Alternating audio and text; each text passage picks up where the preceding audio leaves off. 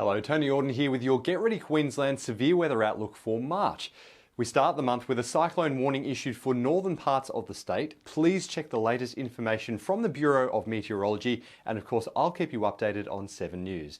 It sets the tone for the month ahead. While the cyclone season has been slow to start, March actually signifies the peak of the cyclone season most years. That's because ocean temperatures are now at their highest. While the current system is strengthening in a monsoon break, we are likely to see another active monsoon period into the second half of the month. That'll be linked in with a weather feature called the Madden-Julian Oscillation, or MJO.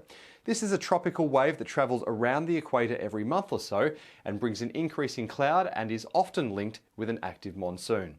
Even if tropical cyclones don't form, with high moisture levels in the atmosphere and with most coastal catchments already wet, flooding can develop quickly with any heavy rain event or thunderstorm. And off the tail end of La Nina, we are still expecting generally above average rainfall across much of Queensland through the month of March. Before severe weather hits, here are some steps you can take to help prepare.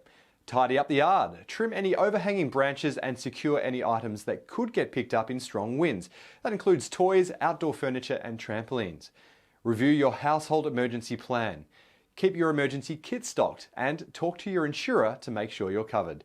For more information, head to the Get Ready Queensland website and I'll have your daily forecast and warnings on 7 News.